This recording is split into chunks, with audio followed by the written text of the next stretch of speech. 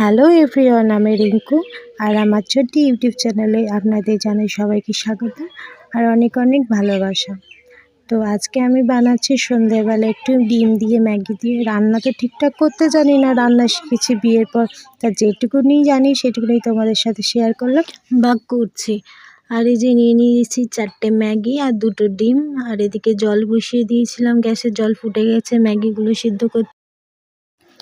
এখন সবাই বলতে পারো যে রান্না ঠিকঠাক করতে পারে না এমন কেউ নেই, আমি আছি।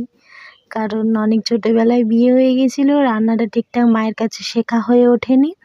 তো বিয়ের পর চলে গেছিলাম অন্য রাজ্যে, সেখানেও একা একা রান্না করেছি নিজের মনের মতো করে। আর এই ম্যাগি হয়ে গেছে রেডি, ম্যাগিটা এবার ঢেলে রেখে দিলাম। আর এবার তোমরা সবাই বলতে পারো যে কত ছোটোবেলায় বিয়ে হয়েছে যে রান্না করতে শেখেনি বা জানে না। তো আমার বিয়ে হয়েছে 17 বছর বয়সে।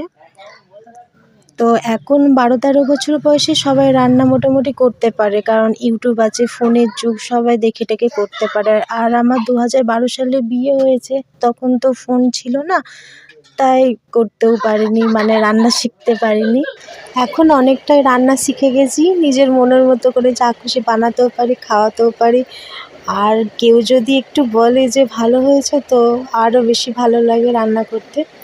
তা চলো, এই যে ডিম আমি দিয়ে দিয়েছিলাম প্যানের মধ্যে, ডিম ভাজাটা যে দিয়েছি তার উপরে যে ম্যাগি যে করে রেখেছিলাম সেই ম্যাগিটা ঢেলে দেবো। তো এর ওপর আর কিছু করার দরকার নেই, ব্যাস এমনি থাকবে, আর একটু উল্টে পাল্টে নেব, ব্যাস রেডি হয়ে যাবে ম্যাগির অমলেট।